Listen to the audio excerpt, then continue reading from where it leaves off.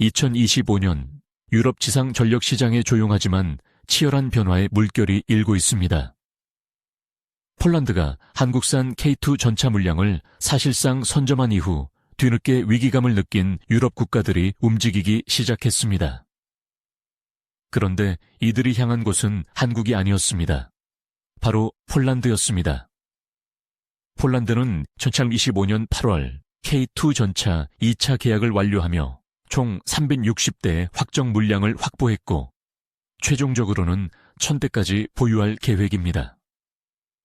더 중요한 것은 폴란드 국영방산기업 PGZ 사나부마르가 2029년부터 K2PL 현지 생산을 시작한다는 점입니다. 이는 단순한 무기 구매가 아니라 폴란드가 유럽 내 K2 전차의 생산 허브로 자리 잡았다는 의미입니다. 유럽 국가들은 이제 한국이 아닌 폴란드를 우회 경로로 인식하기 시작했습니다.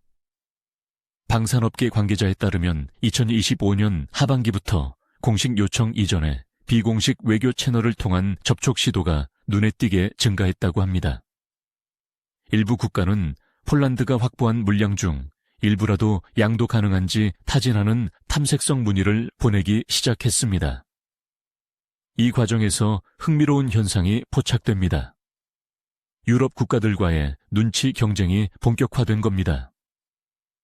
공개적으로 요청할 경우 다른 경쟁국의 정보가 노출되는 상황을 우려해 비공식 개별 접촉을 선호하는 양상이 뚜렷해졌습니다.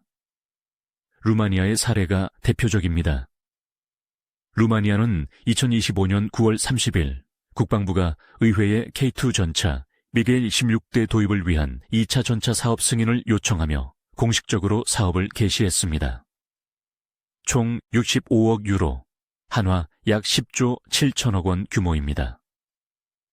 하지만 루마니아는 이미 2024년부터 한국 현대로템과 직접 접촉하면서도 동시에 폴란드와의 협력 가능성도 타진해 왔습니다. 폴란드가 생산할 K2PL을 일부 공급받을 수 있는지, 현지 생산 시설을 공동 활용할 수 있는지 등을 논의했던 것으로 전해집니다. 단순 구매가 아닌 조건부 협력 제안이 함께 제시되기 시작한 점도 주목할 만합니다. 군사협력 확대, 공동훈련 참여, 나토의 특정 입장 지지 등 정치적, 외교적 양보 카드가 검토되고 있습니다. 2025년 6월 폴란드 제두다 대통령이 나토 본부에서 한국 파트너들은 굉장한 최신 무기를 불과 몇 개월 안에 공급할 수 있다고 K2 전차를 극찬한 것은 단순한 제품 홍보가 아니었습니다. 폴란드가 K2 전차를 통해 유럽 내 새로운 영향력을 구축하고 있음을 보여주는 신호였습니다. 일부 국가는 K2 확보를 위해 폴란드 주도의 군사구상에 참여 의사를 전달하는 시나리오까지 거론되고 있습니다.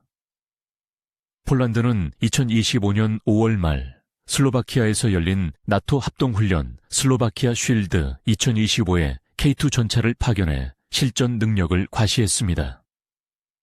일각에서는 파견된 한 개, 대대분 차량을 그대로 슬로바키아에 작전 배치할 예정이라는 소문까지 나왔습니다. 이는 자신들의 작전 능력과 K2의 성능을 자랑하는 동시에 폴란드에서 생산될 K2PL을 판촉하려는 목적이 있다는 분석입니다. 전차 도입이 이제 무기 구매를 넘어 외교 노선 선택 문제로 격상되고 있습니다. 유럽 방산연구소 분석에 따르면 동유럽 국가들은 전차 확보를 위해 폴란드와의 정치적 연대를 강화하는 방향으로 움직이고 있다고 평가했습니다. 폴란드는 더 이상 단순한 구매국이 아닙니다.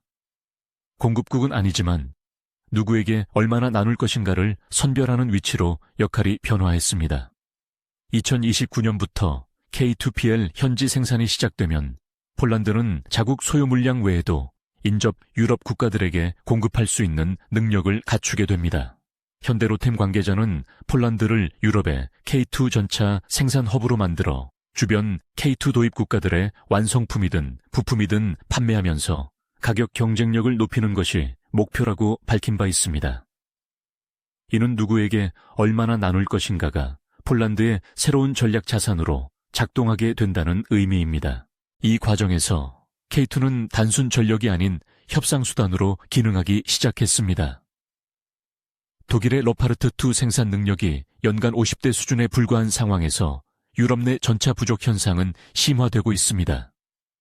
스웨덴은 러파르트2를 주문했지만 2031년에야 발주 물량 44대를 수령할 수 있고, 노르웨이는 아직 생산 착수조차 이루어지지 않은 상태입니다.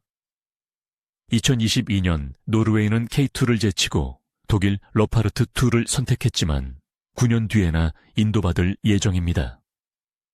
반면 폴란드는 2022년 계약 후 2025년까지 180대를 모두 인도받았습니다. 이 3년이라는 시간 차이가 유럽 국가들의 계산법을 완전히 바꾸어 놓았습니다. 유럽 내에서는 이제 전차는 돈으로만 살 수 없다는 인식이 확산되고 있습니다. 결정을 지연한 국가일수록 더 많은 조건을 제시해야 하는 구조가 형성되고 있습니다. 슬로바키아 사례는 이 경쟁의 복잡성을 보여줍니다. 슬로바키아는 2025년 2월 폴란드와 무기 구매 협력 의향서를 체결하며 K2PL 도입을 검토했지만 9월 30일 국방부는 K2를 최종 후보에서 제외했습니다.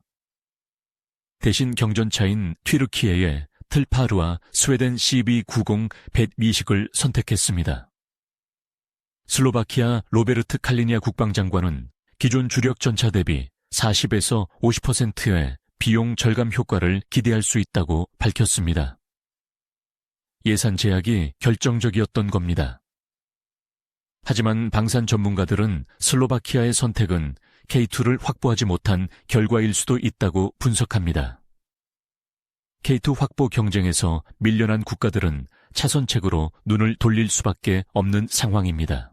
나토 안보전략센터 연구원은 폴란드가 K2 전차 배분 권한을 갖게 되면서 동유럽 안보 질서에서 새로운 중심축으로 부상하고 있다고 평가했습니다. K2를 둘러싼 이 경쟁은 유럽 지상 전력 질서 재편의 전조로 해석됩니다. 전쟁이 가까워질수록 전차를 가진 국가가 아니라 전차를 나눌 수 있는 국가가 중심에 서게 됩니다. 그 중심에 폴란드가 올라섰다는 점이 현재 유럽이 직면한 가장 큰 변화로 평가됩니다. 폴란드는 2차 계약에서 K2PL 64대의 현지 생산을 확정했고 향후 1000대 보유 계획 중 상당수를 현지에서 생산할 예정입니다. 방위사업청 석종권 청장은 K2 전차가 한국뿐 아니라 유럽의 안보를 책임질 수 있도록 최선을 다해 지원하겠다고 밝혔습니다. 루마니아는 더 적극적입니다. 2025년 10월 루마니아 경제부 장관이 직접 경남 창원에 현대로템 공장을 방문했고 안규백 국방부 장관도 루마니아를 찾아 우회 지원에 나섰습니다. 216대 규모의 계약이 성사되면 루마니아는 폴란드에 이어 두 번째 대규모 K2 도입국이 됩니다. 하지만 루마니아도 현지 생산과 기술 이전을 조건으로 제시하고 있습니다. 60% 이상의 국산화율을 목표로 하며 조립과 부품 생산, 탄약 제조 등 현지 업체와의 협력을 계획하고 있습니다. 이는 루마니아 역시 단순 구매자가 아니라 생산 거점이 되려는 야심을 드러낸 겁니다. 폴란드와 루마니아가 동시에 K2 생산 거점을 구축하면 유럽 내 K2 공급망이 이원화될 수 있습니다. 이 경우 다른 유럽 국가들은 폴란드와 루마니아 중 어느 쪽에서 공급받을지 선택해야 하는 상황에 직면하게 됩니다.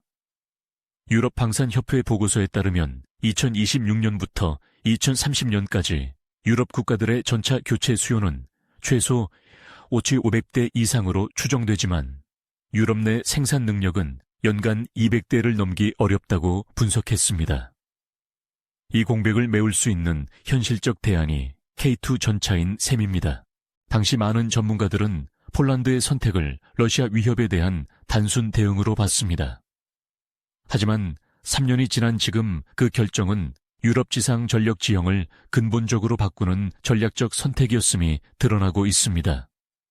폴란드는 전차를 확보한 것이 아니라 전차를 나눌 수 있는 권한을 확보한 겁니다. 2029년 K2PL의 생산 라인이 가동되면 이 권한은 더욱 구체화될 것입니다. 유럽 국가들은 이제 전차를 얻기 위해 무엇을 내놓을 수 있는가라는 새로운 질문 앞에 서 있습니다. 그 답은 단순히 돈이 아닙니다.